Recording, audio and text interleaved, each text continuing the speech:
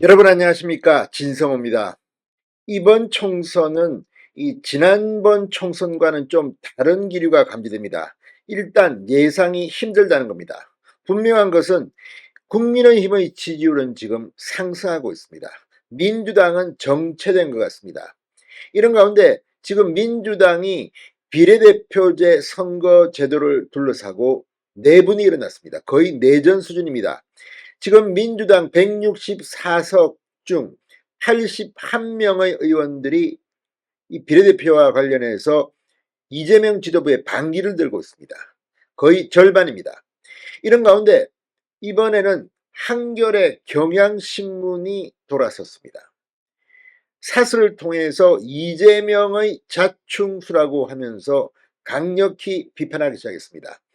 지금 이렇게 가면 어떻게 이재명 대표가 비례대표 선거제를 정하든 민주당은 선거에서 상당히 어려울 것으로 보입니다. 그 이유는 만약 병리평으로 회귀하면 일단 정의당 등 이 나머지 야당들이 그래 한번 붙어보자 그러면서 이 지역구에 민주당과 경쟁하는 후보들을 내놓을 겁니다. 이렇게 되면 수도권은 상당히 민주당이 힘들어집니다. 반대로 연동형 비례대표제로 가게 되면 위성정당을 민주당이 내지 않을 경우 민주당의 의석수는 크게 감소합니다. 자, 지금 이 여러 가지 선거 전문가들이 내놓은 시뮬레이션을 보면 분명히 민주당은 지금 녹록지 않습니다. 그 이유 중 하나는 이재명의 우유부단, 이러지도 저러지도 못하고 눈치를 보는 시간이 너무 길어졌다는 겁니다. 이제 선거가 70여일 앞으로 다가왔는데 이 비겁한 국회의원들은 선거 제도도 확정하지 않고 선거구도 확정하지 않고 있습니다. 이게 뭘 의미하겠습니까? 기득권 있는 자들이 다 해먹겠다는 건데 그 역풍이 만만치 않을 겁니다. 경향과 한겨레 사설이 이재명을 어떻게 비판했을까요?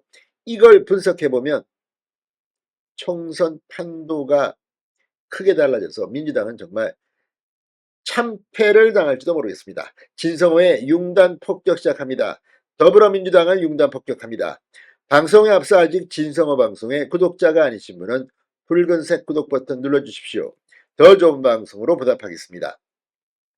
자, 내일 이재명 대표가 신년 기자회견을 합니다. 이 자리에서 이 극한 혼란에 빠진 병리평이냐 연동형이냐 비례대표 선거제도에 대한 입장이 결정될지 귀추가 주목됩니다. 이번에도 도망갈지도 모릅니다.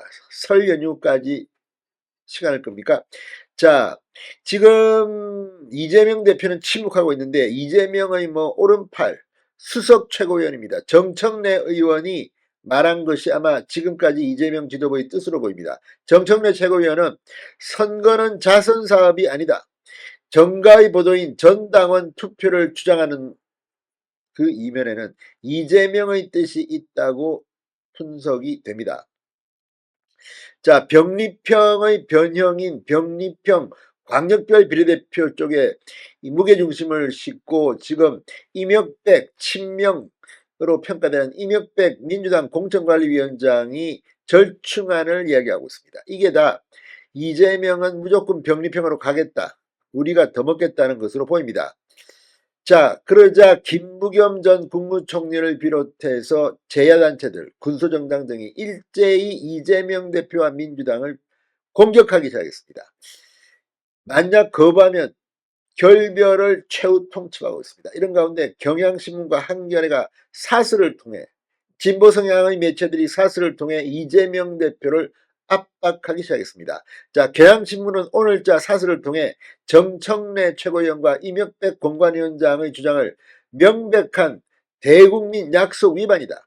병리평 회기는 민주당이 일당에 도전하기 쉽다는 셈법이 깔렸지만 제1야당 야권 시민단체가 분열하는 자충수가 될 수 있다는 걸 간과하지 말아야 한다고 경고했습니다.